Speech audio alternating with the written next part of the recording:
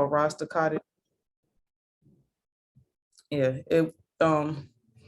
so I also have a bachelor's degree in African American studies. So wherever I go, I always want to study the culture.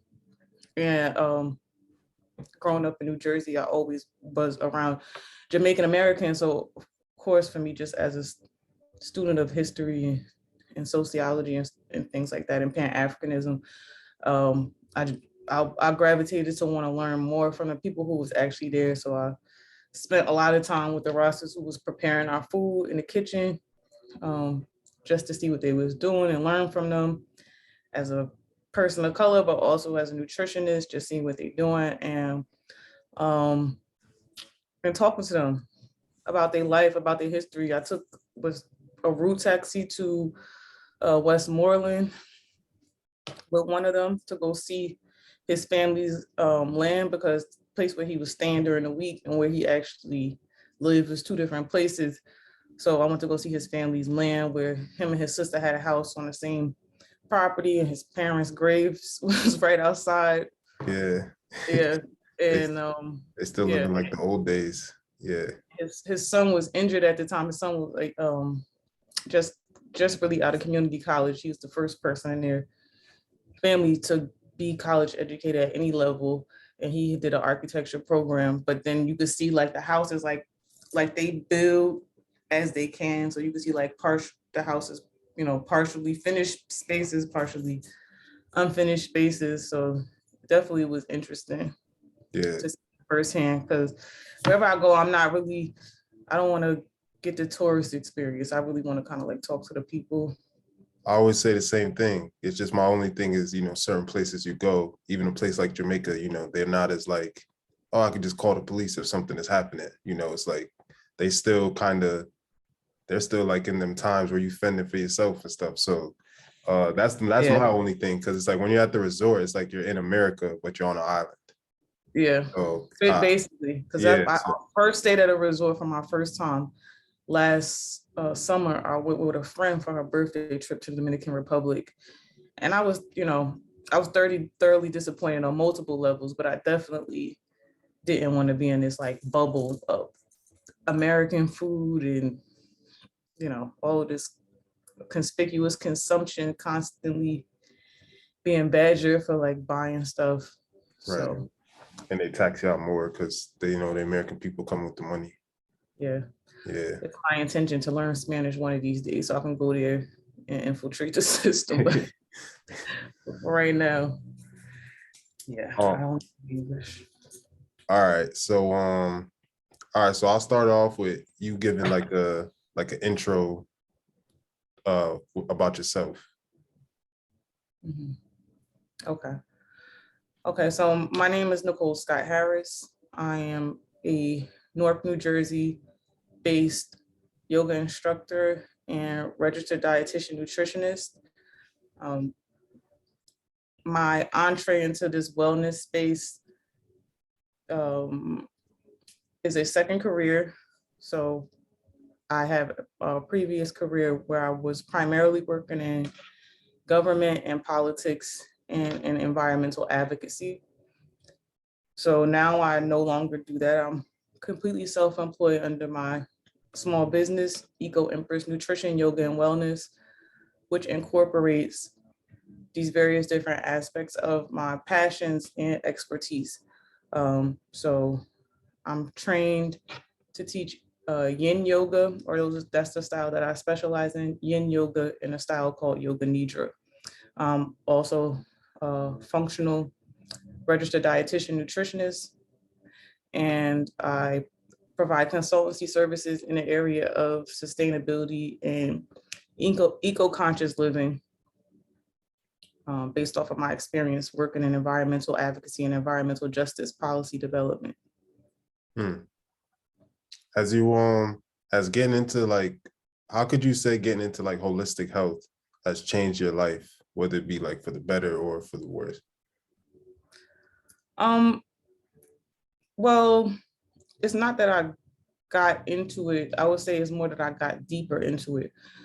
As a younger person, I'm now in my late 30s. So as a person in my early 20s as I was coming of age and developing my own value system around how I wanted to handle my health and healing, I automatically gravitated to wanting to find natural remedies for things.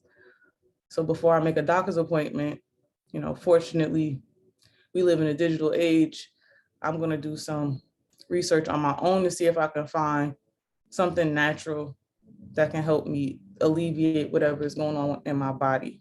So that was already sort of, I don't know if you want to call it Akashic or whatever, but that was already in me. And so this was just, I feel like me becoming more of myself. Mm. Because as a child, you getting indoctrinated into a way of being. And in your 20s, you first get the opportunity to just kind of like test the waters on your own to see if that's the way you want to be. So, just more and more as I got into my late 20s, I'll tell you, I did a master's degree in political science, and I graduated when I was 25, 2000. I was going on 26 years old when I got my master's degree. And a year later, I decided to go back to school for nutrition because I was kind of just on autopilot as opposed to really tuning into really what I wanted to do and where my spirit was taking me as far as a career. Mm. Do you feel like getting into this was like spirit led? Like you were, because it kind of sounds like that, because to be in like the political science, like working for the government and stuff, and then to like come and do yoga and stuff, you're not really, I wouldn't say they're like opposites, but in a way they kind of are. It's like, going into two different worlds. Do you feel like that was like spirit led? Yeah, I mean, definitely. So I'll tell you, a lot of people come into interest with yoga through a particular style. There's so many different styles of yoga, which is one of the things I definitely want to make clear early in this conversation. So many different styles. I really don't even have a number to tell you. If I wanted to say off the top of my head safely that I know, it's 10 plus styles of yoga, and that's probably not even close to the total number, maybe 30 plus. I'm not really sure. Styles of yoga. So when I first came to yoga as a practice, I was doing it for exercise. I was interested in maximizing my fitness, and this was a different way to do it. So where I lived, it happened to be a yoga studio and walking distance from where I was living at. And they had like a new student special. So the style of yoga I first started practicing just as a student was hot yoga. And a lot of people hear about hot yoga, a lot of people seeing in pop culture and different things like that. And it's very similar to the type of energy that you might exert or experience in a traditional workout setting, like aerobics or anything in the gym, or high intensity training.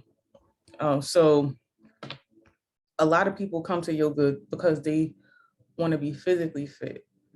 It's a deeper practice than that though. So, and actually hot yoga is, in my opinion, I don't even practice it anymore.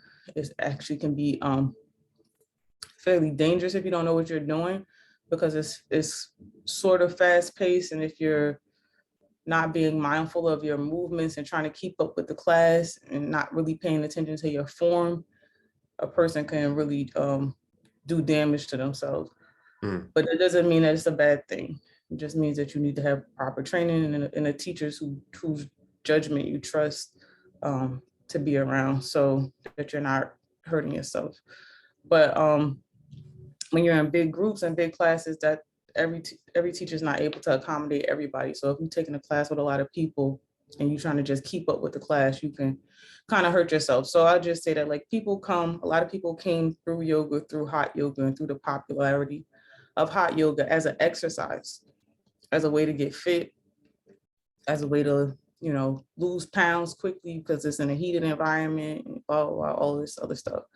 But yoga as a Sanskrit Indian term, it translates to union.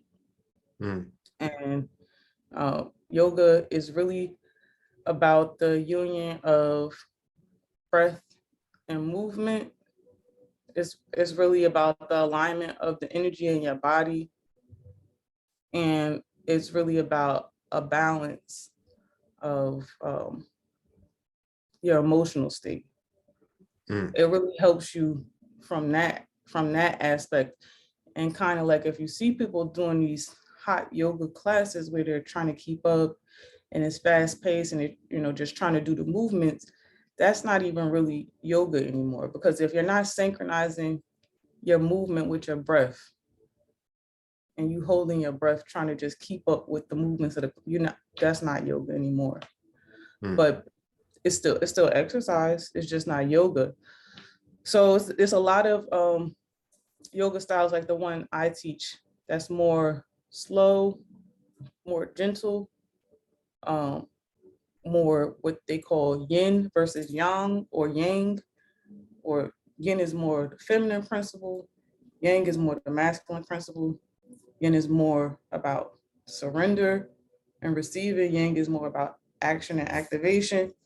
And so I honestly believe people can get a lot more benefit from the styles of yoga that have less popularity and less knowledge, like the slower stuff, because they're already doing the fast stuff. If they jog, if they, if they're in a gym, if they, whatever they do, they're probably, if they're interested in fitness, they're doing something that's high intensity, but they're not doing anything to kind of balance out that other yin energy inside their body. So stuff like Tai Chi is also that yin energy. Cause you just, I don't know how to do Tai Chi, but you see them, they move them real slow, deliberate, with balance and stuff like that. It's not about, it's about like centering, coming back to yourself, really increasing your awareness of being in your body, and less awareness, or being able to focus in your attention more in yourself and tune out more of the static. That's what I feel like yoga, when practiced over time and the right way, but for whatever style that you like, it eventually helps you to cultivate those kinds of characteristics. And what you do on the mat translates to what you can do off the mat. A lot of times when I'm talking to people in my classes, so yin yoga is a style of yoga where most of the poses are either sitting down or laying down, and you hold them for 3 to 5 minutes on average. So this practice is about cultivating stillness and flexibility foremost. But while you're in the stillness, there's an aspect of challenge to the pose, and there's an aspect of relaxation to the pose. So the pose is only supposed to be slightly challenging, just to take you outside of your comfort zone, just so you're stretching your body a little bit outside of what you normally do. But it's not intended for you to be like in any kind of uncomfortable, excruciating pain. However, after 3 minutes or after a minute and a half, people sometimes have difficulty, if they don't have any experience with stillness, staying in a pose, and some stagnant energy or pain that might be in their body might come to the surface or move as you're in this pose, because it's activating energy lines in the body, which they call meridians, nadis, all, different traditions have terminology for energy lines in the body. So when you're holding these poses and certain energy lines in your body are being activated, they are associated with certain organ systems. Each organ system is associated with certain emotions.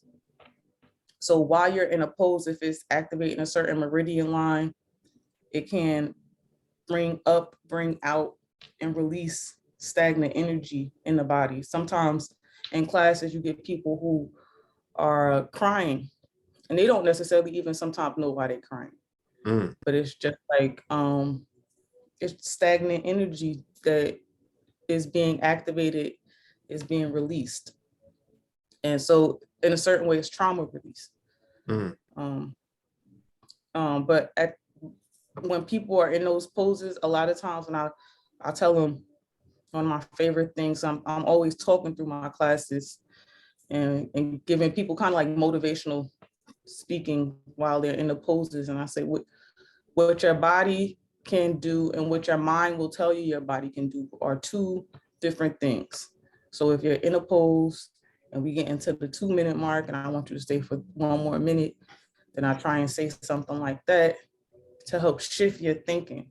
Because a lot of times it is the ego, like, ain't no way I could stay in this pose, or they see me do it and they're like, my body can't do that. But then it's like, yes, your body can't actually do it, your own version of it. And also in my class, I use a lot of props, so which is tools that you can bring onto the mat to help the poses become accessible to you. So even just something as simple as having people lean forward maybe and try and put their forehead towards their, it's called like a butterfly position. I'm too high up for you to really see, but having people try and lean forward like this in a pose like this. Some people are really tight, so I'll be telling them to lean forward and they like, this all they could do. But for me, I can actually put my face on my feet. So they see me do it, and they're like, oh no, I can't do that. Right, it looks intimidating. But when I bring the props, I bring it so that it's a block up to here so that they can lay their forehead and they're still stretching their body outside of this comfort zone and they can sit there for 3 minutes like that. So the main thing is like this practice is accessible to anybody. I had somebody come to my class who had a leg amputation up to the hip and had a prosthetic leg. And I still was able to help him. So it's definitely accessible. And with the props, you can almost bring when I say anybody into a pose or a form. So just go back to like what your original question was this a spiritual experience? Yeah, initially it was just about exercise, but the more I got into it, the more I learned about different styles, the more I got in tune with my own body. Certain messages came up for me to do other things. You don't always understand why you're doing it. Hindsight is 20/20 vision, but I think the more you get steeped in your spirituality, the more you get confident in your purpose and your passion, then you understand how the trajectory of your life, led you a certain place. So definitely, I feel like it's a spiritual thing. That I feel, we're here. This is our avatar. We're here on assignment. We have been given certain talents that we are, whatever you believe about your own spiritual or religious understanding. I'm a student of universal law and a child of E5, but I refer to all different spiritual doctrine that I have found are universal laws. So you have to atone for your talents. If you came here with certain things to leave and to share, and you don't, gotta try again. That's your business. That's your business. We see you next lifetime. Right, you gotta try again. I think that's one, I'm learning a lot because really and truly, I didn't really know too much about yoga. So it's like, one, I feel like I'm learning a lot. I'm just sitting here listening. And then two, on this part, for like anybody who's watching, especially this segment, I feel like it's so interesting how you could be sometimes even like you really think you're going one way and it's like, nah, you came here to do this. And it's like, all of a sudden you'll get thrown into this because, I do similar stuff, with the holistic health thing. I was trying to be a photographer, videographer, like journalist person. And I don't like when I tell people the story, how I started doing this, it's just so random. And then next thing you know, right before COVID, it's like I had a juice bar and I'm helping people lose weight and stuff. And COVID and stuff happened. I had to close it down, but it's like, I would have never thought, 3, 4, 5 years ago, but it's like when the calling happens, it's like you just Exactly. answer. Yeah. Exactly. And so many different people keep getting put in your path to redirect you back to where he trying to, I'm just using he as a Right. personified Right. pronoun, but where you trying to, where your purpose is actually steering you back to where you're and supposed to be. Right. yeah, in alignment, right, Yeah. for the highest. So definitely, and I'll share with you a spiritual opening that happened for me between that time when I graduated with this master's degree of political science, and I made the decision to go back to school for nutrition, because it was really only, when I tell you, like 15 months, I was like, how did I just, spend this $60,000 on this master's degree? And now I'm playing with this idea of going back to school. But my one of my close friends from undergrad, her mother ended up being diagnosed with stage 3 colon cancer. And after I finished my graduate degree program, the economy was trash. Like I had like a temporary job for like a campaign for about maybe like 4 months. And then I was laid off and I was on unemployment. And my friend's mother got diagnosed with cancer. And we live in New Jersey and in Newark. And the treatment center where her, the people around her were recommending for her to go for her treatment was in New York City. And so she needed somebody to drive her back and forth to the appointments. And I volunteered to do that because it's my friend's mom. I wasn't working. This is one of my close friends. I really didn't know her mother that well at that time, but I had met her and I was just like, yeah, if she need a ride, I'm not doing anything. And I started driving her back and forth to Manhattan on the days when she had treatment. And she is a Ifa priestess. So at first she didn't even want to get this treatment. If it wasn't for her 3 daughters begging her, she wasn't going to go any kind of traditional route. But she ended up making the decision to go, and she had 6 months of treatment. And I drove her for about 5 months of her treatment. And I was just observing her, how she was taking care of herself as far as nutritionally, how she was taking care of herself spiritually, how much she enforced the boundaries around her peace, like to not let people aggravate her and different people in her home and stuff like that. And we are having conversations because I'm spending like hours a day with her at this point. And so she's giving me her insights into life and spirituality and human behavior and all different kinds of stuff. And it opened me up. I'm sure something happened where my third eye was activated. She might have been the one that was supposed to plant the seed. Yeah, and she's still very pivotal in my development. And now she considers me a daughter. So anytime I'm in her home and she's having ceremonies or rituals, she introduced me to other people as her daughter. So, but it changed my life.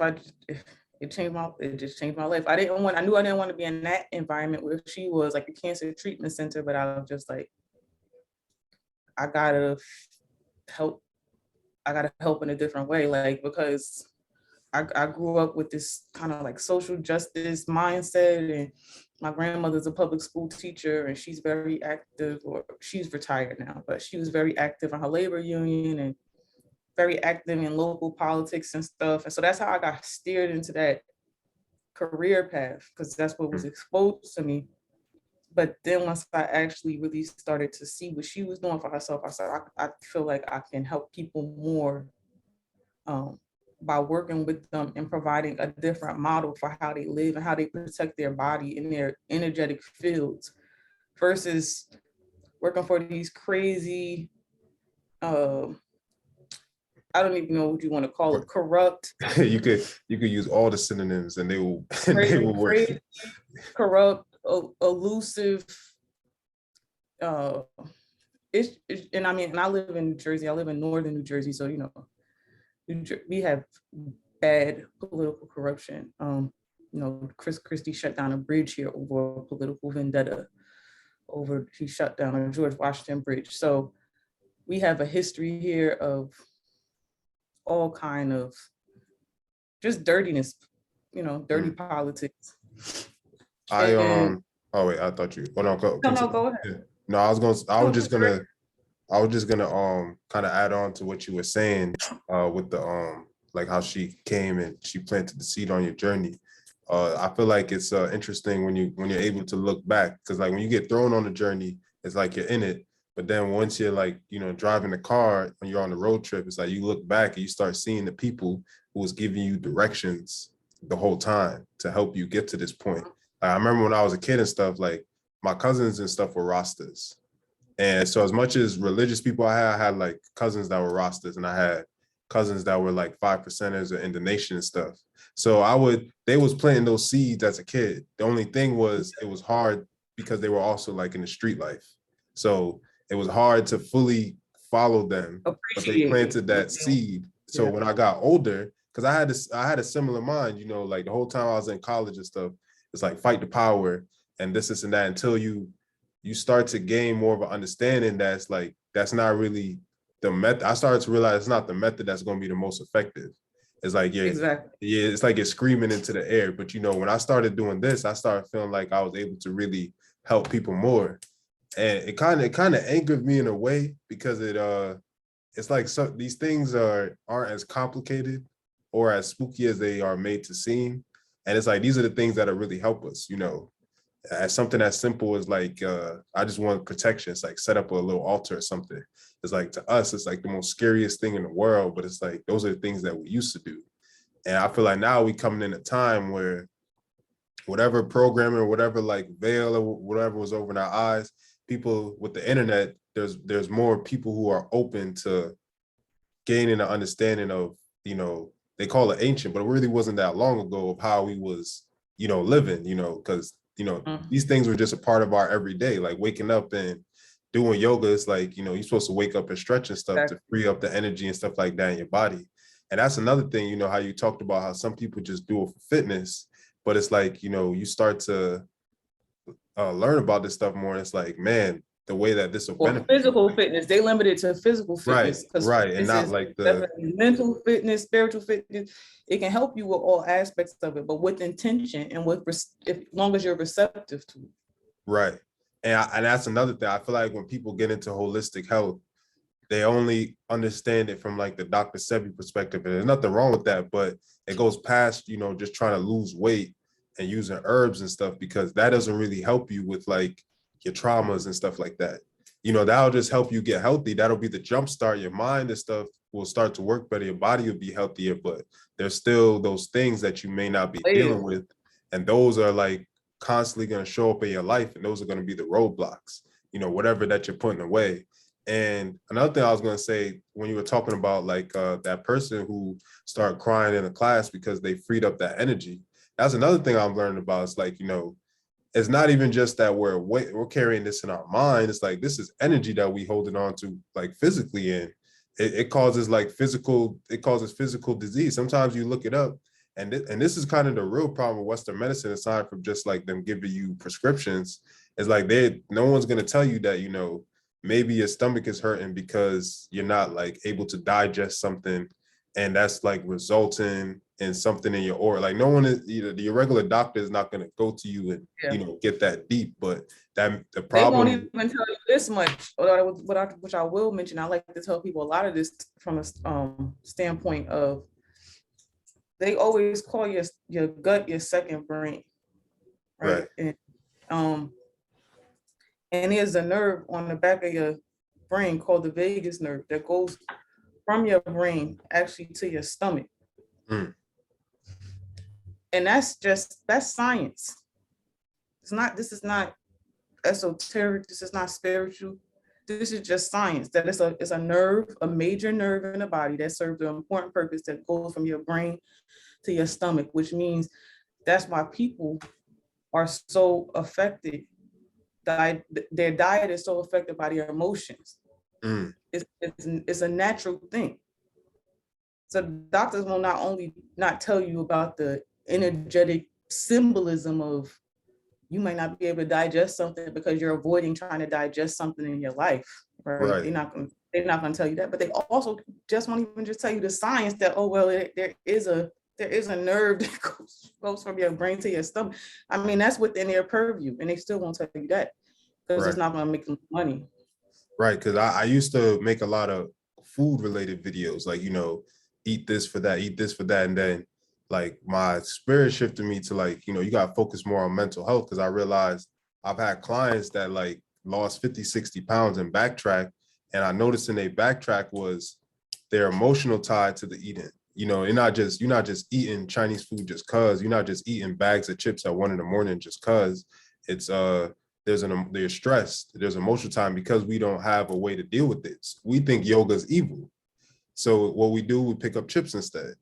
We think this is bad. So it's like we just binge watch TV instead. So it's like we are unaware of the healthy outlets, that we just kind of take on more unhealthy stuff because we're either afraid, or because we've been given misinformation, or we just have no knowledge of it. So it's like no one knows how to transmute the energy into something more positive. But to get into another question, huh? Were you about I to say? just want to say something. I don't know how many Yeah. of these questions we can go through because we're going to keep bouncing off each other, but Well, you I answered want a lot of them already, just in that okay, first good. one. Yeah. So I don't want people to get caught up in the terminology of yoga, right? That we have languages. I remember my professor, Dr. Zain Abdul of Rutgers, Newark, telling us, and I took an anthropology class with him too, about how we have dead languages. And when you have dead languages, like he was always talking about like how what died with the language, right? Cures and different natural remedies and ideas and concepts and stuff like that. So yoga is just a terminology. Doesn't mean that yoga comes from India. Doesn't mean that it's exclusive to India, because that's been the language that's been allowed to become popularized. Yoga is the union of breath and movement. You see a lot of cultures do all types of rituals that have to do with the union of breath and movement. You see cultures all over the continent that do dance rituals, and I'm sure how they be moving and dancing and how long they doing it. If you don't synchronize a certain movement with inhale, a certain movement with exhale, you'll be passed out on the floor. I've also seen imagery of other traditions like villages in Africa doing poses that are yogic poses, but it's clear that these people are still living a very indigenous experience, and they haven't had exposure or education from anybody from India Right. about what they're doing. Right. This is a part of their culture. You also see poses, for instance, there's a pose called plow pose that you always see inside the images of the hieroglyphs.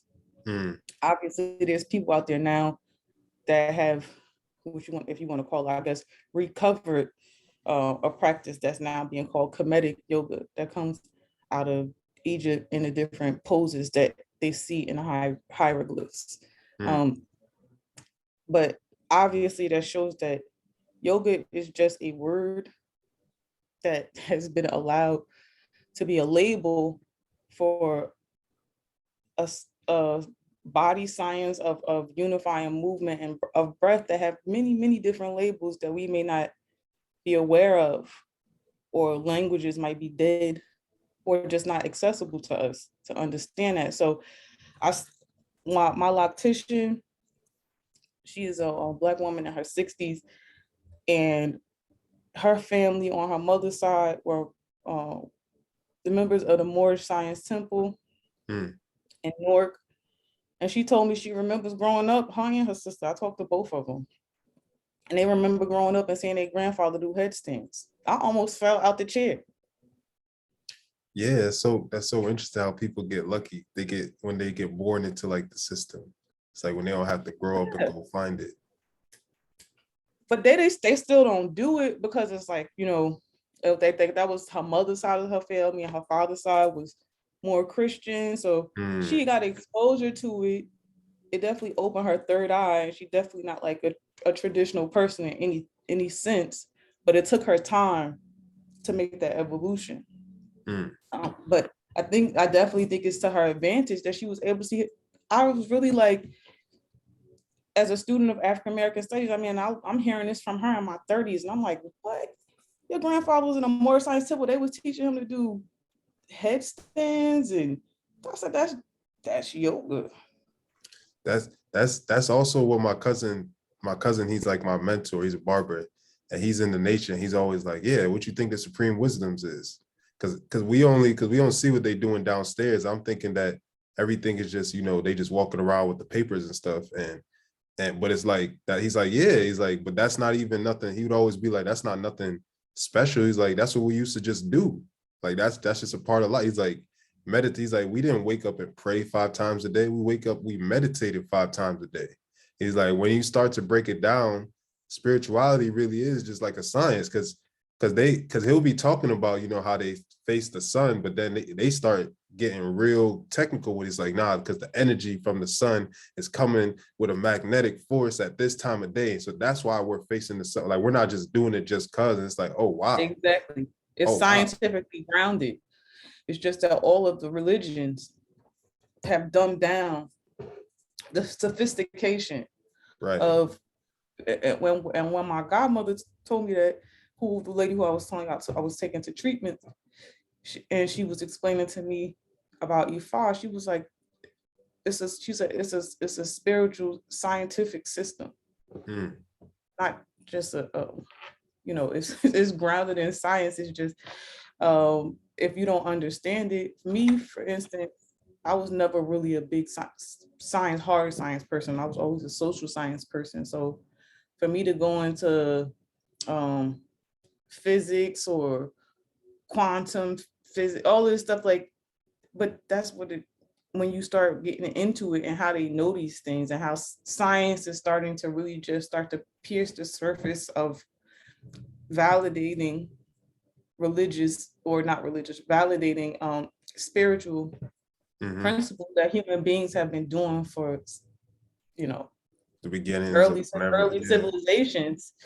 It's like, okay, now they're really starting to see, but it was never based on anything. It was always a sophisticated scientific system. It's just that the more we became animals of modernity, the less time we had to study and become in tune with nature at every level, whether it's growing our own food, whether it's, spending time in a forest or wherever, or whether it's becoming more familiar with the cosmos. Because I realize, even like with astrology, and it's interesting that you said that, how things are catching up, because like I started off with saying, a lot of this stuff people call evil, but now I'll be seeing like a playlist on Tidal, and it's like the Aries season playlist, and I'm like, wow, this stuff is becoming more and more trendy. And it's not that it shouldn't. It's really like, I realize like the astrology, like the Astro Girl, that's what they call themselves. It's like they're almost like the real meteorologists. They're supposed to be, it's like they read the stars, and it's like, okay, we're going into this season, we're going into this time. You might want to focus on this. You might not want to do that. Aside from the people doing general, like, oh, Virgo, you're going to get money. Or, the people really like, okay, as a looking at the collective energy. Yes. Yeah. As a collective, that's exactly what I was about to say. As a collective, we need to do this and that. And you can really spot the difference between the real and the people who's just, skimming through, because I'll see and I'll be like, okay, that kind of aligns with what I have going on in life. And I like that it's becoming more free, because it's like, this is what's important. If people knew, like, oh no, don't buy no car right now. We're not in no season of nothing new. We're in the season of, holding on to things. Exactly. just for example. And it's like, when you go buy the car, and it's like things go wrong, it's like, because we didn't know, but that was always a thing. That's why people are born with that natural gift. It's like everybody has a purpose and a place, as even as something as, being the, what was you said, esthetician? I want to get the terminology Oh, right. my loctician. Yeah, My loctician. Instead loctician. of saying beautician, I say Right. loctician. But Even someone as a loctician is like that's a person working in your crown. You know what I'm saying? oh It's yeah, like yeah. everything is everybody has a purpose that's like you could go as deep and as divine as possible. And you know, people thinking it's just some regular stuff, but it's a science. You know, there's math and angles, and it's like if they don't when I was getting my hair braided, the person who did my braids, they're learning. And my cousin, he was showing her because he's barber, he's showing them like, you know, you got to have this angle and you got to have this. And I'm like, damn, I didn't even realize it was Like such a sacred science geometry. that I'm just getting my hair braided, you know. But you've kind of answered a lot of these, but I'll just touch on them so it could be like something definite. All right. So how does a beginner get into yoga? Um, I really feel like beginners should start with whatever resonates for them. Mm, Like, because it's once you start one style of yoga, whatever style you feel like that you've come across that resonates for you. A lot of people was getting into Kundalini yoga. mm, Kundalini yoga is also called tantric yoga. It's about the Shakti and divine feminine and moving the Kundalini up from the base of your spine all the way up your spine to your crown to your to your higher self and um a part of ascension. But Kundalini is not easy. It looks like it is. It's like mostly sitting down, but the breath exercises and the movements are intense. I've mm, taken a I've taken a few Kundalini classes. Like I could really count on one hand how many Kundalini classes I've taken, and I've been practicing yoga since 2008. mm, Doesn't mean that I don't think it's a good practice. It's something I would benefit from doing more of too. But um, people are getting into that a lot, and but you might have to be in a Kundalini class where you're sitting down in a cross-leg position, but they tell you to hold your hands like this, and like what I'm doing is putting my hand up and down, like both hands. You might have to do it like something like 2 minutes, and you might and like with a breath, mm, and it's mm, doing something in your body. Some kind of way it's aligning the energy. I'm not educated enough to really speak on it with any authority, but it seems easy. So people might look at it and like, oh, I want to try that first. It's my first style of yoga. I teach something called yoga nidra, which is translates into yoga sleep. So you really lay down with a light blanket over you. The whole practice is usually a 45-minute practice. You can find them recorded online for shorter times, 30 minutes, 45 minutes, whatever. And it's a guided visualization technique. People fall into a light or deep sleep while they're doing it, but the instructor is talking the whole time and almost shifting the energy in their body through their subconscious, mm, through subconscious reprogramming. mm, And so that's also a form of yoga. So yoga nidra could be how they start. They can start with something called restorative yoga, which is a style similar to what I teach. But restorative yoga really has no element of challenge to it. It's all about relaxing. It's all about just letting go and relaxing. Um, if a person is pregnant and they're having discomfort in their body, prenatal yoga, that's a style of yoga I definitely intend to be trained on within the next 2 years.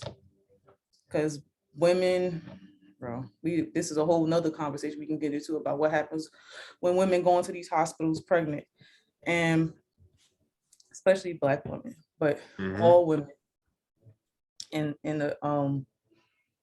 the profit motive around forcing people into C-sections and stuff like that. You doing yoga that last trimester of your pregnancy, you probably ain't gonna have no problems delivering that baby by the time mm, it's time for it to come out of your body. I've seen a yoga teacher who was pregnant teach until maybe 1 or 2 weeks before her due date. mm. So it definitely helps prepare your body for all different kinds of things. So yeah, I just think people should do whatever feels accessible to them and resonates for their spirit. So it's a lot of different styles that are more friendly to a beginner who has no experience doing a lot or who is not, we'll just call them deconditioned and not really fit. So they might want to do something a little bit more gentler. But if a person that's more into the gym, always lifting weights and always doing this, they might initially, what might attract them is the more fast-paced, more physically strength training styles of yoga. But then hopefully by them starting that, they start to get exposure to another style that helps them come into more of a yin style, so that they're doing something a little bit more that's a downshift instead of an upshift. But yeah, so many different styles. Just try. A lot of, almost every single yoga studio has new student introductory specials. So you can come in at a lower price point without making a long-term commitment, and just, try some stuff out, ask some questions, look on YouTube, all of that stuff. I did want to go back to something you were saying about getting people to be more in tune with nature and the cycles of nature, because that's one of my foundational uh, focuses of my business, called EcoEmpress Nutrition, Yoga, and Wellness. And my tagline is, your body is your first temple, the earth is your second. And I had a foot injury, so I was not working for a year, but as of last July, I started back working, and I started doing yoga events under my own business instead of just doing classes in a studio and renting out spaces and having events. So the first one I did was for Winter Solstice 2021, actually on a winter solstice. And I briefly introduced the reason why I, convened all women here in this space on this date, and kind of gave them some baseline information about how they can tap into the energies that are happening for us right now and capitalize on it, based on some lectures that I've been listening to for a few years from Dr. Tony Browder. So that's basically some of his lectures that have been pivotal in me reshifting my relationship with what we term holidays that are actually holy days, and kind of taking more space for myself during those times, and unapologetically not conforming to my familial traditions around what they want to do at these times. I do what spirit tells me, and had the fortune to be educated on this, what I'm supposed to be doing at this time. So like, I don't do anything around Christmas and stuff like that. I don't celebrate Christmas. I take that time for myself, because my understanding, my knowledge tells me that it's a sacred time to do some other things. So I do that. So I had the winter solstice thing. I had an event for spring equinox a couple of weeks ago, and I said the same thing, and I actually showed them about 6 minutes of Dr. Brother's lecture around the energy of the equinox and the symbology of the egg and all of this different stuff, and gave them some materials to create a vision board, because this is the spring, so it's time to plant seeds, and just did something like that. And so I told them, I was like, this lecture that I'm listening to from Dr. Browder has really, that I'm sharing with y'all from Dr. Browder, has really shifted my relationship with holy days and how I live my life, in a way that's in alignment with the natural cycles of nature.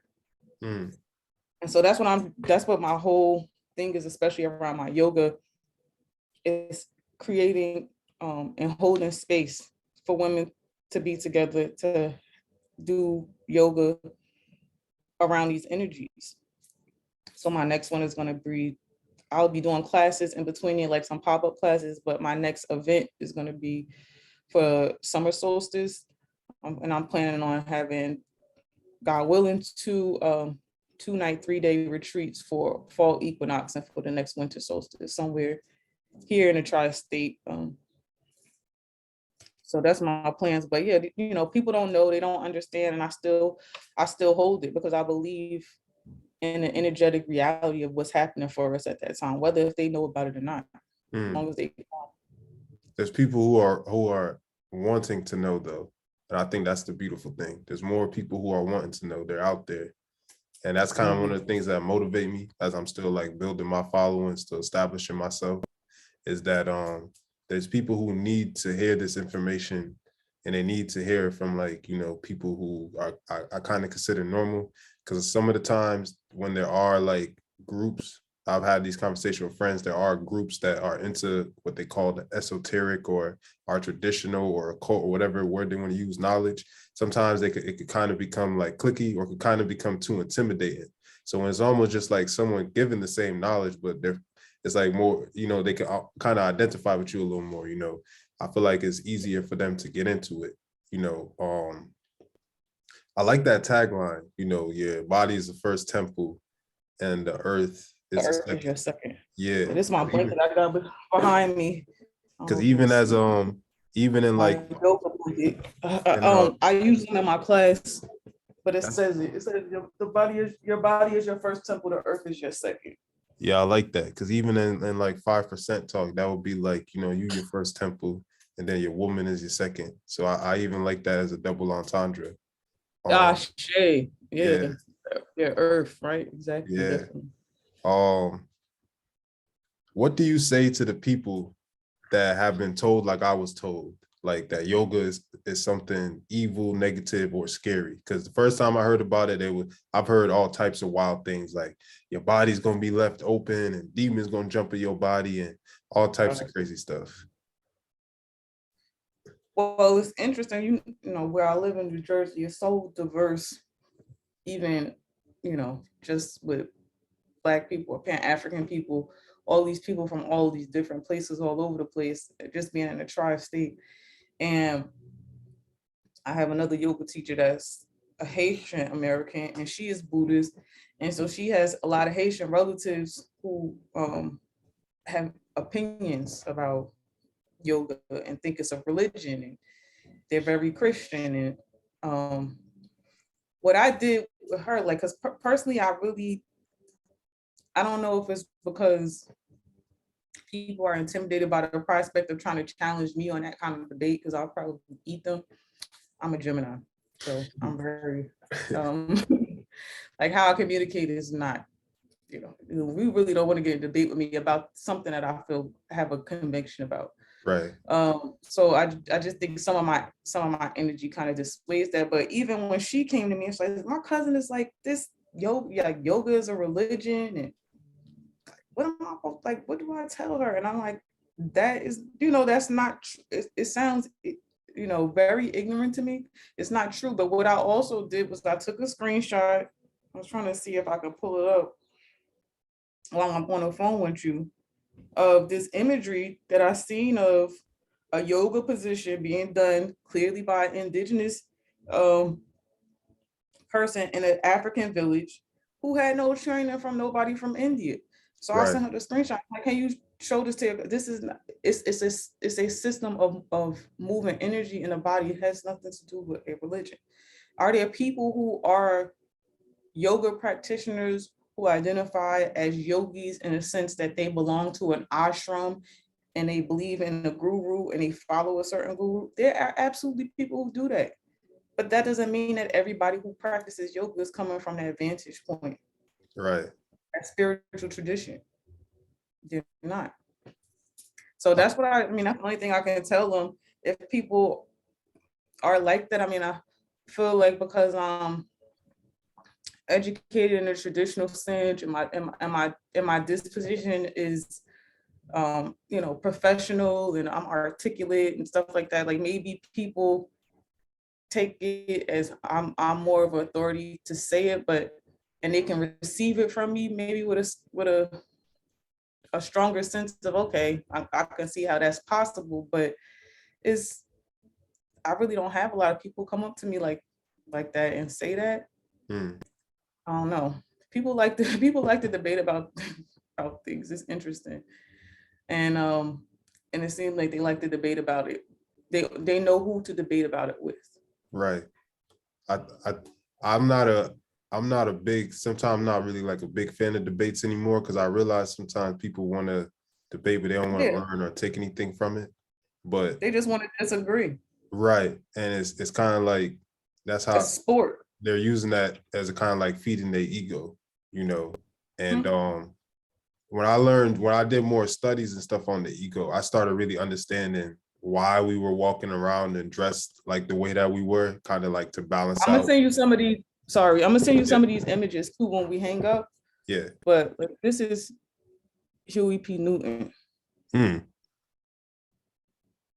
Never seen that image before. Yeah, I'm gonna send you some of them. I have a few images that I've been just like archiving Yeah. based off of seeing historical figures do things that I obviously is yoga. I just seen a Right. picture of Quincy Jones last week when he was a young man, looked like he was in his 30s. I've seen pictures of Eartha Kitt doing yoga. Um, and then I wanted to show you the one that I have saved too. So if I don't find it before this conversation ends, I'll definitely email it to you as a screenshot. Got you. I'll put them up in like when Yeah, I'm editing the video so people can see. Like they could be things that exactly. Like right in the corner background. or something. Yeah, exactly. So that's what I figured you can do. But I didn't mean to cut you off. I just wanted to say that I'm gonna Send them. Yeah. send you. I forgot what I was saying. I completely forgot. I can move on to the yeah, because I don't remember at all. I can move on to next question though. What would you say is, because I got this meditation hat on. People are getting into meditation, I feel like a lot more. That's one of the trendy things, just like angel numbers that you see 24/7 that people don't seem to be scared of. What would you say the relationship between like yoga and meditation is? So I don't consider myself a meditation expert. I do meditate. I have had a um, fairly consistent daily meditation practice since around March 2017. And I actually did do a meditation training with somebody at that time that helped me jumpstart a more consistent meditation practice. The first time I tried meditation, I was like, well, what is this meditation thing? I was like 21 and I went to this obscure esoteric place in this suburban white town where I was the only person who looked like myself there. And I never went back. But it was curious to me. But I guess I didn't understand what I was doing at that time or what it was for. But they, when I say they, I mean my guides, they sent me there for something. But I definitely, from my vantage point, I feel like meditation and yoga are not the same thing. I feel like you can do yoga in a meditative state. It's interesting. One of my friends who is a student of esoteric Christianity, she told me this little anecdote. I guess it's like some kind of little Asian anecdote thing or a little story. And she was like, it was two monks and they were like having a conversation with each other. And he was like, oh, we're gonna ask, I want to ask Guru if I can meditate, if I can smoke and meditate, right? And so they both sent him a letter, and the one monk asked him, so what he said, so what did he say? And he said no. And he said, well, what did he say to you? Yeah. He said, well, what did you ask him? He said, the first one asked him, is it okay if I meditate, if I smoke while I meditate? And the second one asked him if it's okay if I meditate while I smoke. So I don't know if anybody, if you pick up the nuance in that, but it's like you can definitely do yoga in a meditative state, but I feel like dedicating some time to cultivating a true meditative practice and stillness is a baseline or foundational thing that will help have a meditative mind and other things that you're doing, because you can be driving and have a meditative mind. You can be cooking and have a meditative mind. You can be gardening and have a meditative mind. However, actually developing a meditation practice of sitting and stillness, I feel, is a part of building up that meditative mind muscle. And it's necessary for a foundation that allows you to be meditative in these other spaces. But that's personally my perspective. Like they say, like prayer is when you speak to God, meditation when God speaks back to you. And so I definitely think it's something different. The other thing, just in ways that they are the same and complementary, is both of them increase your sense of mindfulness and intentionality. I feel like for me, the most important thing that meditation does for you is it slows your thinking. It slows your thinking so you can observe the space in between your thoughts and really be able to see more accurately or see with more clarity the origins of these thoughts. Like, where's that thought coming from, or who gave me that thought? Is this my thought? Is this how I feel? Was I just talking to somebody about this thought? Did I hear somebody saying something in the background on the radio? Like, because a lot of times people's minds are so cluttered, they just got a constant stream of dialogue in their mind. So for me, meditation has definitely helped just create more space between my thinking. And in that way, it helps you to process more slowly, with more depth, but also to express with more intentionality, to be more responsive and less reactive. So that makes sense. No, that was a great answer. That was a great answer. Because sometimes I would, before I, started learning about these subjects, I thought that they were like either cousins or sometimes they go hand in hand, because a lot of times, the only time I'm seeing meditation, ain't nobody doing that in the hood. I'm seeing that in like a movie or something where like the rich housewife is doing meditation with some guy in the backyard. So that's my only understanding of it, and doing yoga too. So that's really my only understanding of it. And at the time, and now that I know more about it, it's like, man, I feel like everybody should know this. And that's why I'm asking these questions, because what I realized too is like, how you were saying with that relationship with like God on the inside and stuff, I realized like it's kind of like Axe Jeeves, or like that's must be what they made Siri based off, because no matter what's going on, it's like you ask the question, and once you're open to it and ready to receive the answer, it's like it'll come. It could be like, why am I doing this? Or why am I having that thought, when you're in that meditative state? And then you hear the answer and it's like, oh, and sometimes even if it's just a simple answer, but it explains so much, because I kind of look at those thoughts that you were saying, like programming, like we like a computer, and some of this software that we've been given is like malware that we got to get rid of. Some of the software is good. Like, your mom taught you how to bake apple pie. That might be good software. But, your mom, the bills came in and she was acting crazy in the house. She did the best that she could, but that might not be the best software, because when the bills or something come in and life is attacking you, the best thing for you to do is kind of like get in that meditative state and get calm and relax and stuff. Yeah. And that's not what we do. We do the opposite. We start panicking and getting crazy. So I definitely like that answer. I do want to say some reflections. Just it's so important. I think that's meditation as a practice. Like, my brother goes to a very what I understand is a very strong indoctrined Christian church here in New Jersey. But from what my mother tells me is they meditate at his church. And so people, even like churches, are starting to evolve in different ways, because they realizing they're losing people, and people have been doing this stuff anyway. People have been going to church and doing stuff at their house that's some spiritual stuff that they don't teach and they don't give words to. They don't tell the next generation or nothing like that. Or right. They've been doing that. I watched a documentary. I think that Digimon did. I think it's an Amazon Prime video on Fa, which is also Ifa in his country, and showing people who've been by colonizers, been converted to Christianity, but on their way home from church on Sunday, they stop at certain Orisha altar to do offering. Mm. So they live in literally both worlds.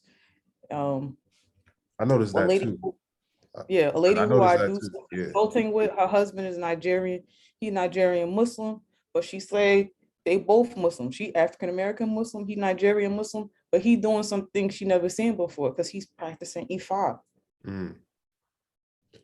It's like that doctrine is almost like it's such a new programming on our, let's say, our computer, that it hasn't even fully seeped in for everyone.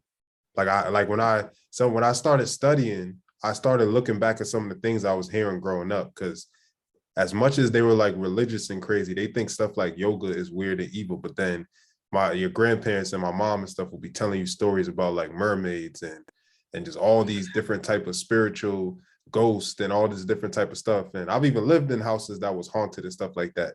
And it's like, it's kind of weird, because how are we going so deep into spirituality at one sense, and then on Sundays, like, we're so indoctrinated? It's like it hasn't really seeped in yet. Like, even when I was growing up, a lot of the older women, especially if we were in Jamaica, like, you could just see them still walking around naked, like how you see in images of us, just, kind of when they like, all right, when they were going around and painting us and going back before they started shipping us all around, you can still see people still living like that, because it hasn't fully, like, it's Yeah, still penetrated. exactly. And at the same time, like you said, they're losing people to the fact that angel numbers and yoga and meditation, the basics, or the things that are not as scary as maybe some of the other quote unquote occult stuff, they're losing people to the fact that this is becoming more prevalent against the younger generation.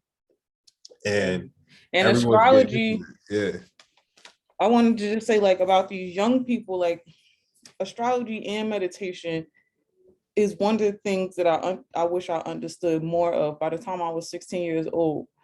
Like, just, as some closing thoughts, because that's one of the ways that they keep younger people from being exposed to us as early as possible, is by associating these practices with a certain religion when it's Mm. not.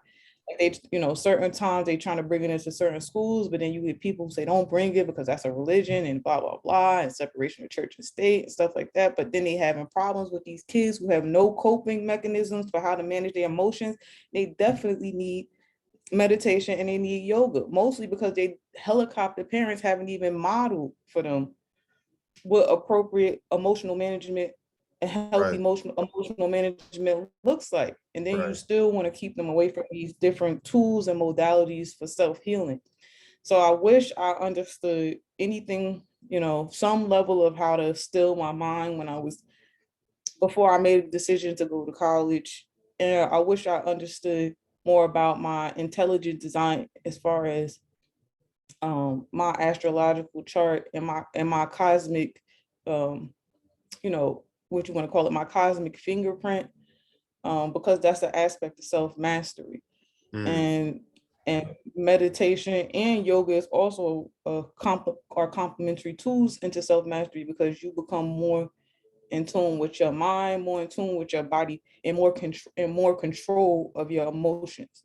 So the less people can manipulate you, the more you can stay grounded and centered in your own um, energetic field, the better off you're going to be for the entire trajectory of your life. Certain things I get upset about that, I'm finding out in my 30s. I'm like, why didn't, even as an African American studies major, like, and I went to Rutgers University in Newark, sometimes I find out about different historical figures or different things that happen. I'm like, why didn't I find this out when I was in college? So just my closing thoughts to kind of like go back to like young people and um and the value of these practices, I guess, in your lifestyle, modeled by people that look like you, who you can relate to, but just in general as a knowledge base. Mm.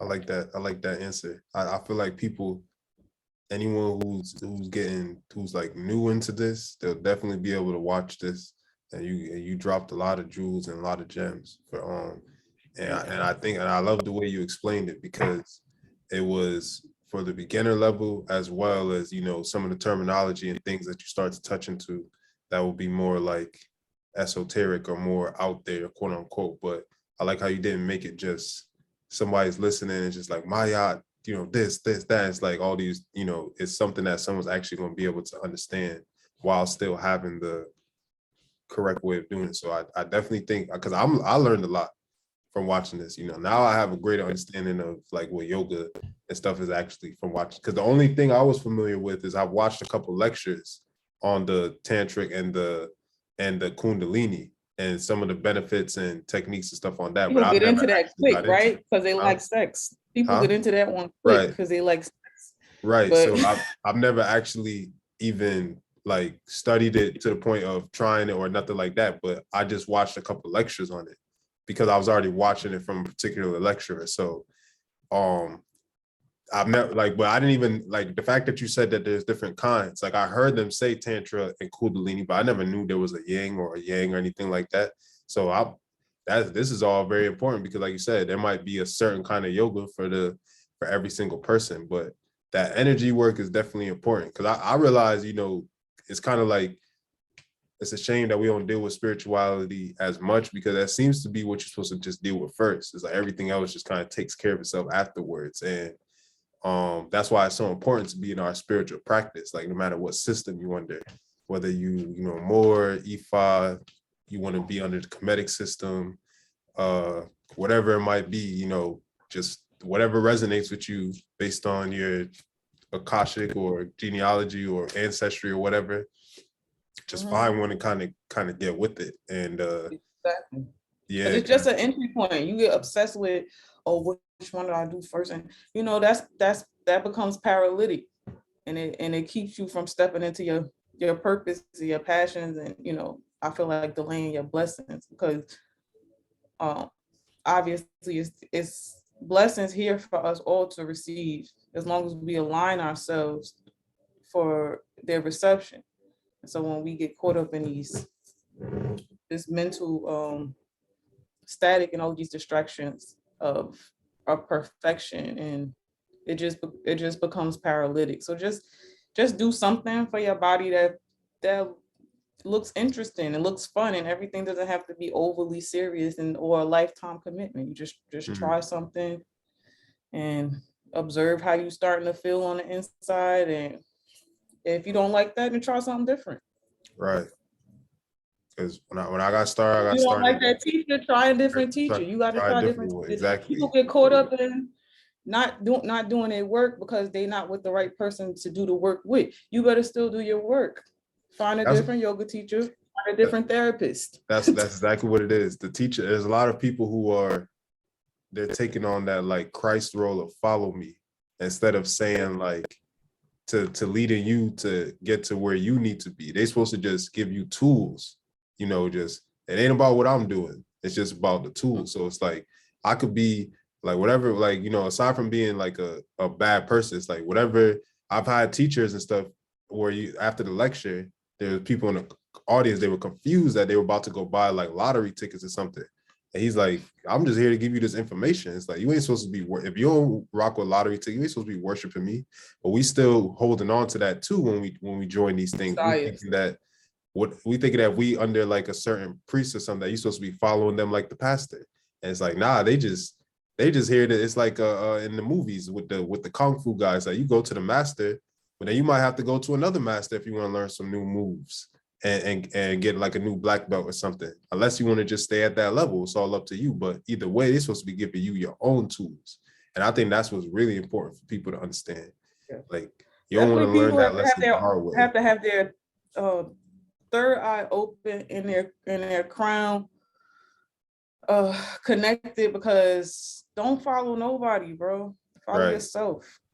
Right. Follow your intuition, because all of these, even some of these yoga gurus, Indian yoga gurus, have been, you know, in this Me Too stuff. So don't get caught up in none of that.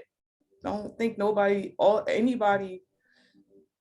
of any religious or spiritual background is vulnerable to being fallible, especially when they get too many people under them who are treating them like they are a messiah, or like they have information or access to something that their students don't have.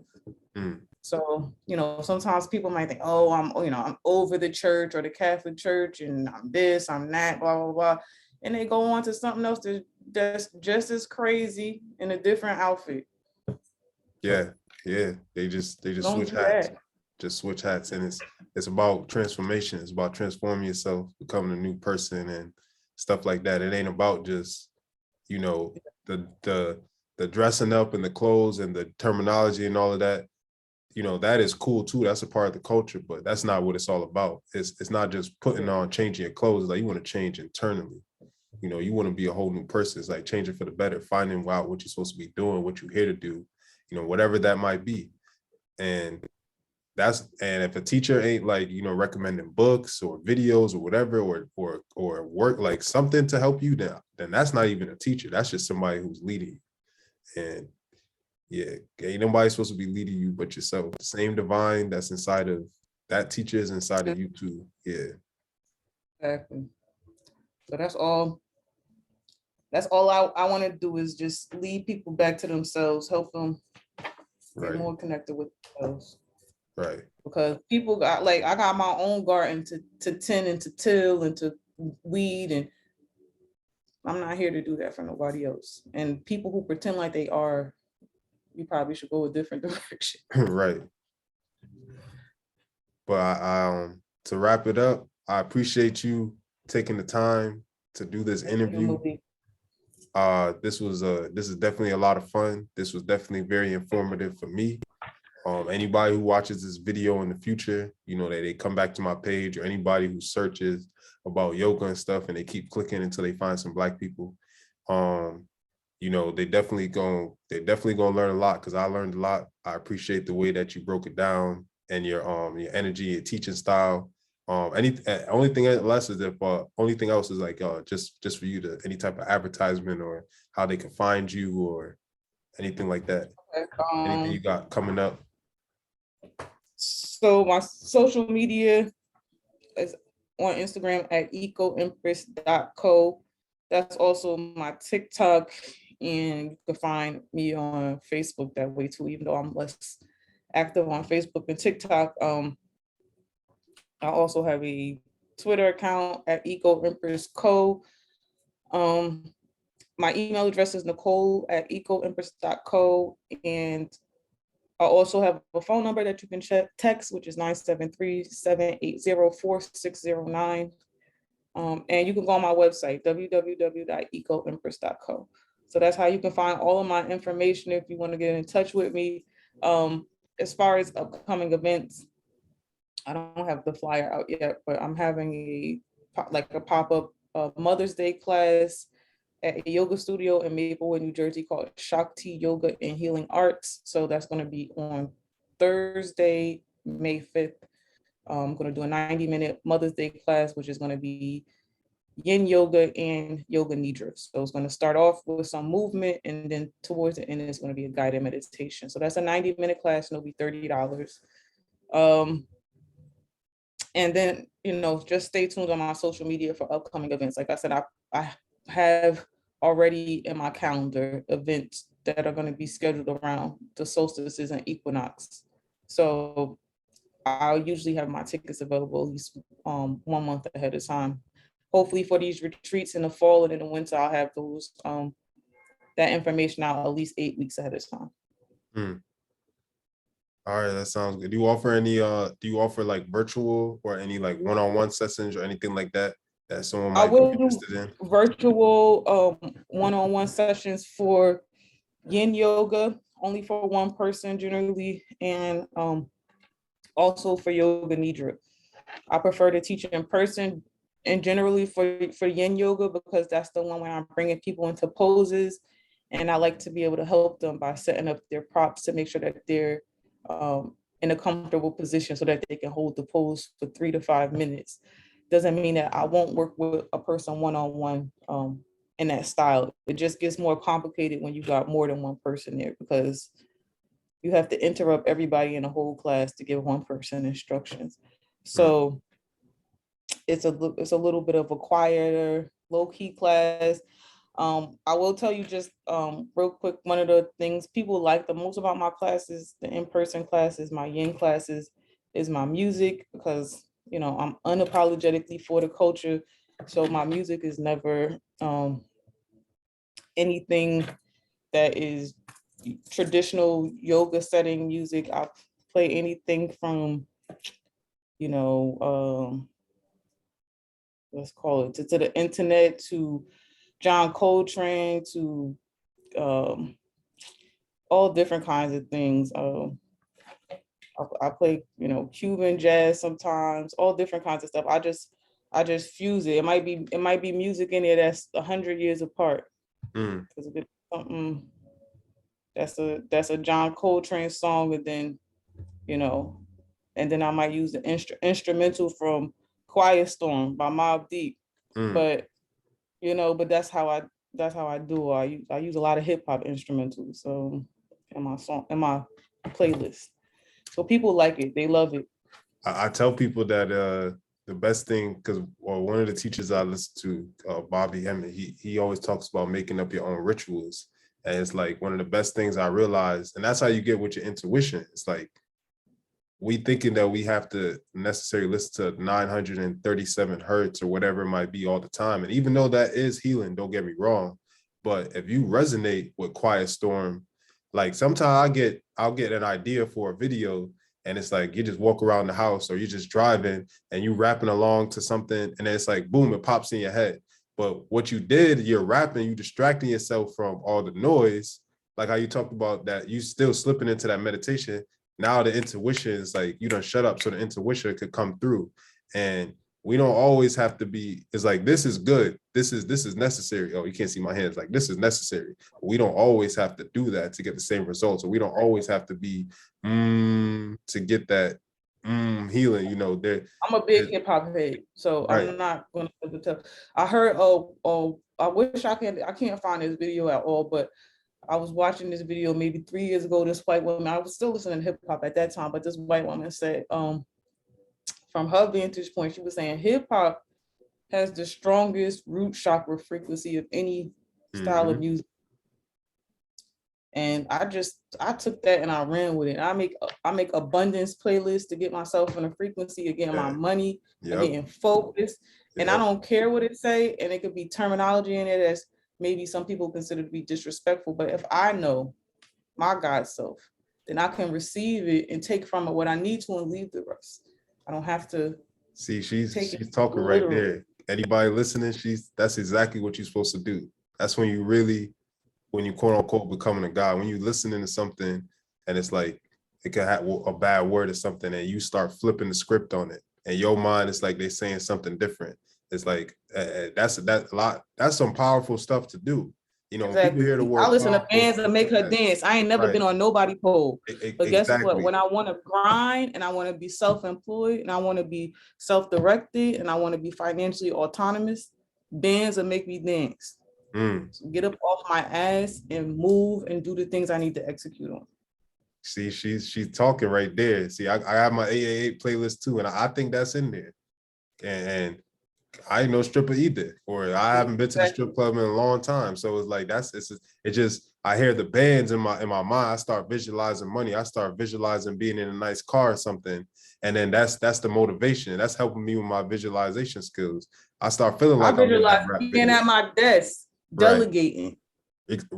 right. So that's key. That's a big key right there for sure. A lot of people don't realize how simple it is just doing stuff like that, making a little playlist. Like one of the last videos I made was about reprogramming yourself through music. Like make a playlist that could be like, yo, you're beautiful. If you ain't ready to tell yourself that, but you keep hearing it so much, it seeps into your subconscious. Now you walking around, and then now you might start saying it, you're gonna start feeling it. We might have to do stuff like that. Everything is a tool. It's either you gonna use it or it's gonna use you. That's kind of how I look at it. So Absolutely.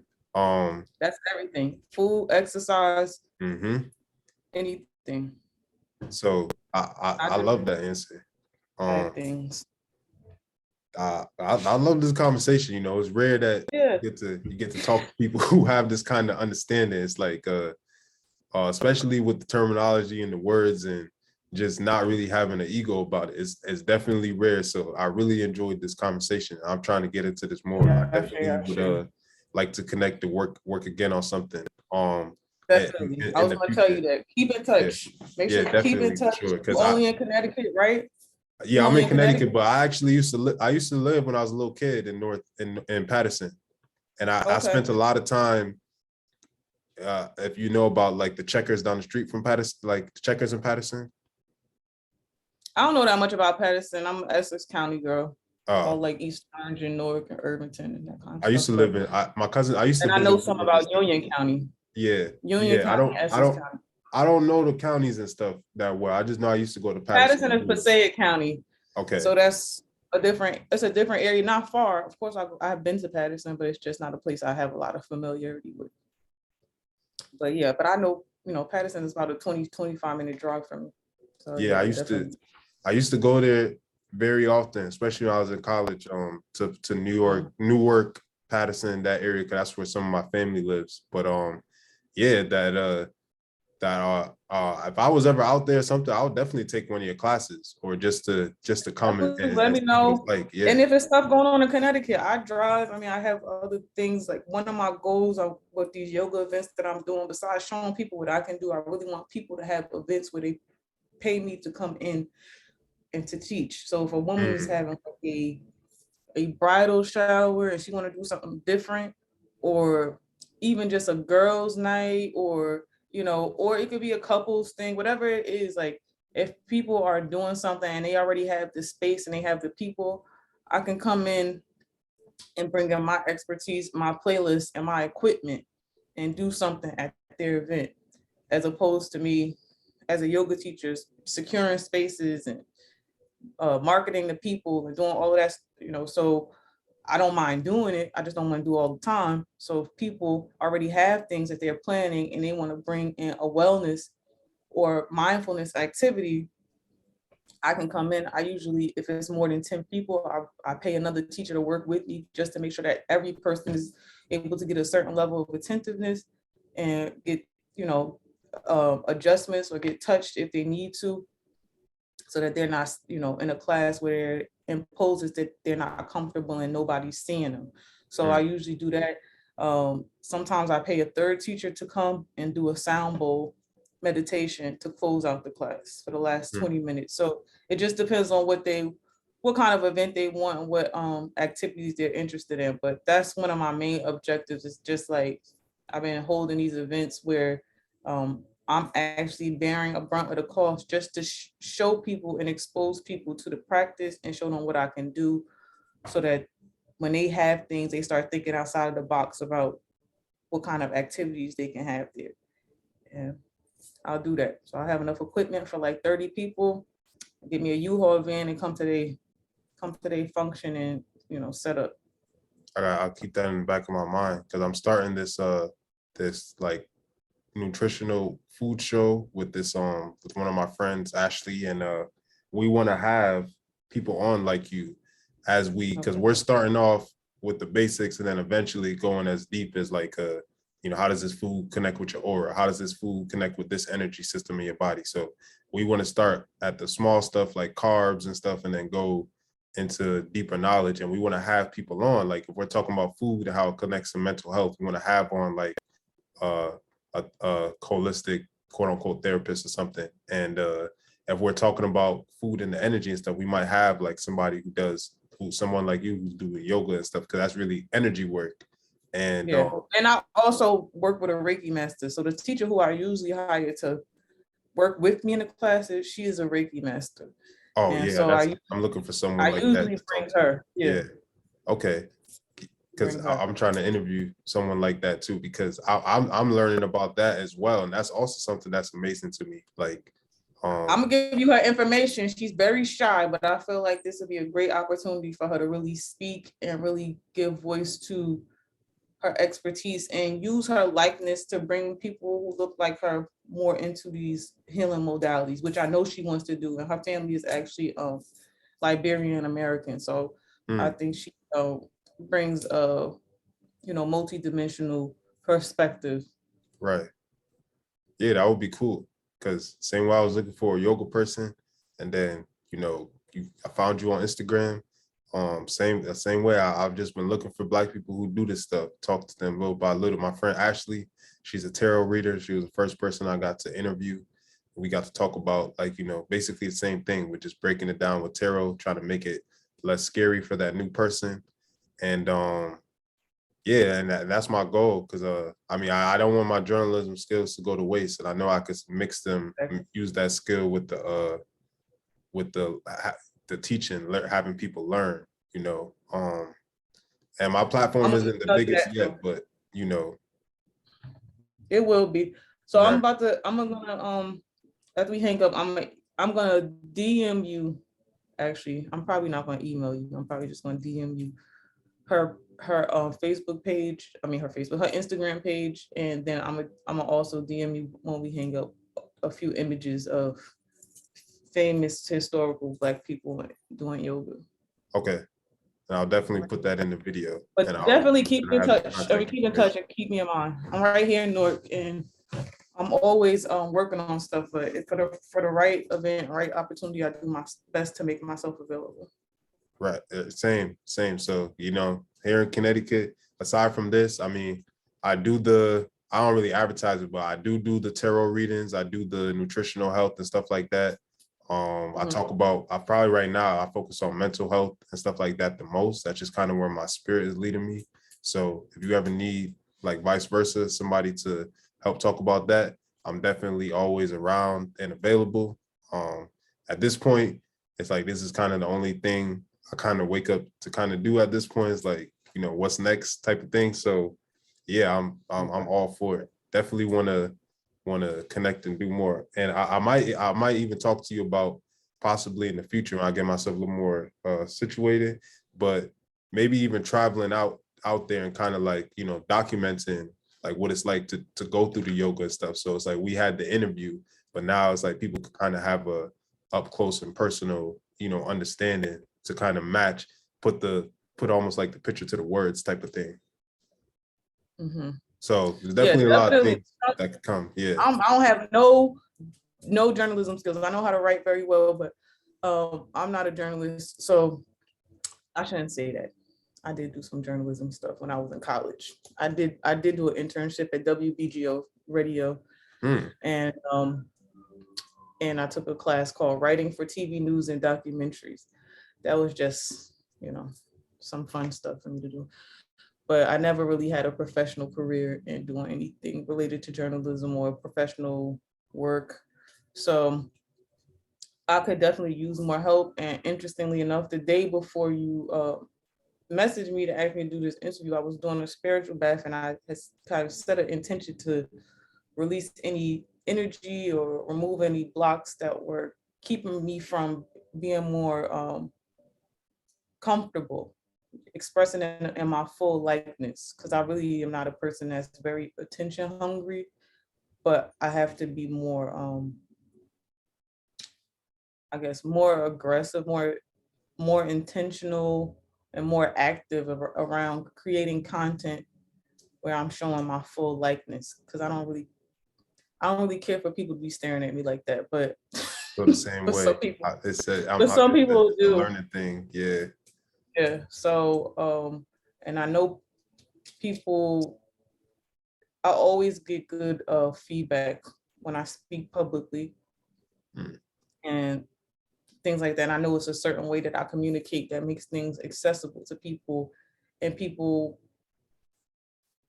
they just, I guess that our human nature can have more trust in the person the more you can see of them.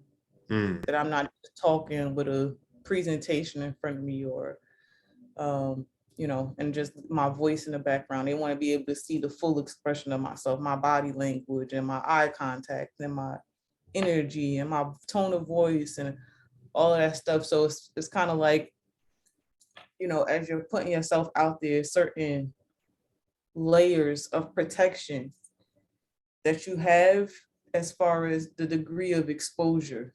And I've been the slowest to do this full frontal exposure things like, gradients of things before that, podcast, this, that, all kind of other stuff you could do.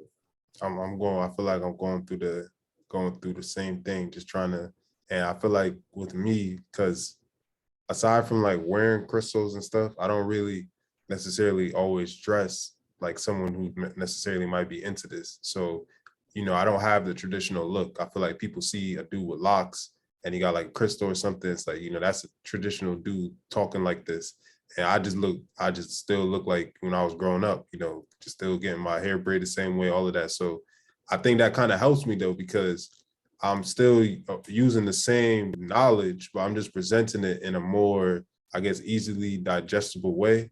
And it's just, like you said, showing yourself more, being out there more. Like, I after like, when I was at a point in college, I wasn't really into like posting pictures and doing stuff like that anymore. And it wasn't really, it just like kind of being on the internet is kind of weird to me, because even though I'm young, I was always around a lot of older people growing up. So I almost feel like, even though I'm from the social media generation, unfortunately, at a young age, I was going outside before that. How old were you when you came here from Jamaica?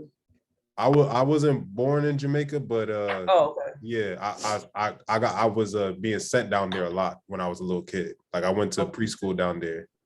Okay. I was born here. I was born in Brooklyn. Then I grew up in Maryland and partially here in Connecticut, like back and forth. And I've been here in Connecticut since high school. So I got into this knowledge and stuff just like a couple of years ago. I was in college, I started getting more and more quote unquote woke and conscious, but as far as like diving into the esoteric knowledge, that's been in like probably the last like 4 or 5 years, but that's definitely what's helped me change my life the most. I realized that all that other stuff, it can try to make you more morally good, but that doesn't really fix you on the inside. And that's the most important. It's like those things that are going on the inside really what quote unquote block your blessings. So I've never really looked back since. I just, if anything, I'm trying to like learn more and more. It's kind of where I'm at with it. And that's what helped me to even kind of get on this path. Cause like I said, I thought in my mind, I would be working for like Complex Magazine or owning my own version of that. And, you could say the cliche thing, like God has other plans, but I got into this, and I just knew I wanted to help people and I didn't know how.